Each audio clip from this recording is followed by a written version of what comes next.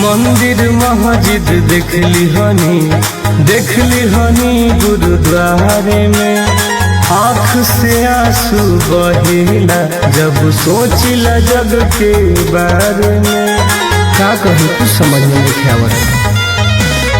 मंदिर मस्जिद देखली हनी गुरुद्वारे में आँख से आंसू बहेला जब सोचिला जग के बारे में। अमीर के जमीर काहे निर्धन के रहेला, अमीर के जमीर काहे निर्धन के रहेला। गरीब के केहू सत के न चाहेला, गरीब के केहू सत के न चाहेला। आज दुनिया के रीत बा।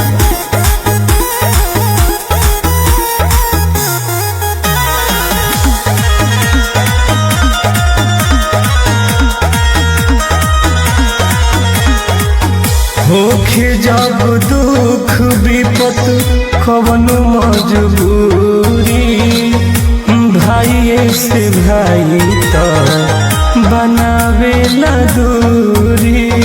कुछ समझ में नहीं आवत।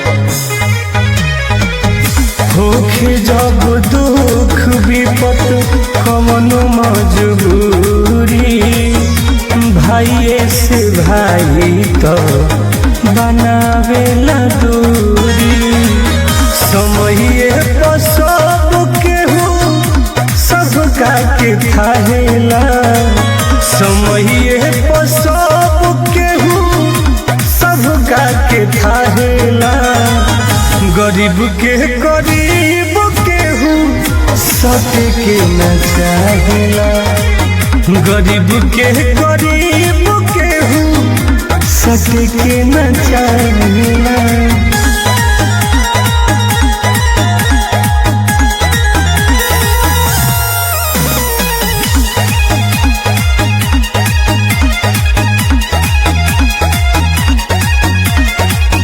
कोर्ट कचहरी पुलिस थाना में भी राजबा, पैसे वाला के पीछे भागत समाजबा। आज की सच्चाई है बा। कोर्ट कचहरी पुलिस थाना में भी राजबा, पैसे वाला के पीछे भागत समाजबा। टुन से घर बतिया कहता रे काहेला, टुन से घर बतिया कहता रे काहेला। गरीब केहू सत के न चाहेला, गरीब केहू सत के न चाहेला। का कही कुछ समझ में नहीं आवत।